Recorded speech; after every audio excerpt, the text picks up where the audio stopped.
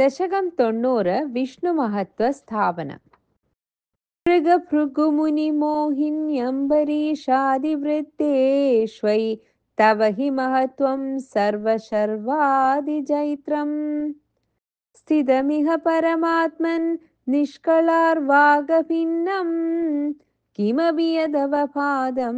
तद्धि रूपं तवैव मूर्तित्रयेश्वर सदाशिव पञ्चकं यद् प्राहुः परात्मवपुरेव सदाशिवोऽस्मिन् तत्रेश्वरस्तु स विकुण्ठपदस्त्वमेव त्रित्वं पुनर्भजसि सत्यपदे त्रिभागे तत्रापि सात्विकतनुं तव विष्णुमाहुर्धादातु सत्त्वविरलो रजसैव पूर्णः सत्त्वोत्कटत्वमपि चास्ति तमो विकारचेष्टादिकं च तव शङ्करनाम्नि मूर्तौ तं च त्रिमूर्त्यधिगतं परपूरुषं त्वां सर्वात्मनापि खलु सर्वमयत्वहेतोः शंसन्त्युपासनविधौ तदपि स्वतस्तु त्वद्रूपमित्यतिदृढं बहु न प्रमाणम् श्रीशङ्करोऽपि भगवान् सकलेषु तावत् त्वामेव मानयति यो न हि पक्षपादी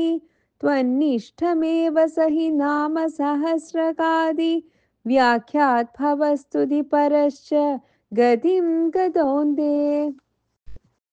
मूर्तित्रयादिगमुवाच च मन्त्रशास्त्रस्यादौ कलाय सुषमं सकलेश्वरं त्वां ध्यानं च निष्कळमसौ प्रणवे खलुक्त्वा त्वामेव तत्र सकलं निजगादनान्यम् समस्तसारे च पुराणसङ्ग्रहे विसंशयं त्वन्महिमैव वर्ण्यते त्रिमूर्तियुक्सत्यपदत्रिभागदः परं पदं ते कथितं न शूलिनः यद्ब्राह्मकल्पैः भागवतद्वितीयस्कन्धोदितं वपुरनावृतमीशधात्रे तस्यैव नाम हरिशर्वमुखं जगाद श्रीमाधव शिवपरोऽपि पुराणसारे ये स्वप्रकृत्यनुगुणा गिरिशं भजन्ते तेषां फलं हि दृढयैव तदीयभक्त्या व्यासो हि तेन कृतवानधिकारिहेतोः स्कान्दादिकेषु तव हानिवजोऽर्थवादैः भूतार्थकीर्तिरनुवादविरुद्धवादौ त्रेधार्थवादगदय खलु रोचनार्थाः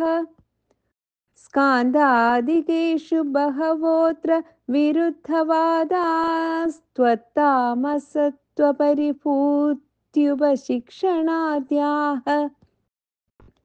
यत्किञ्चिदप्यविदुषापि विभो मयोक्तं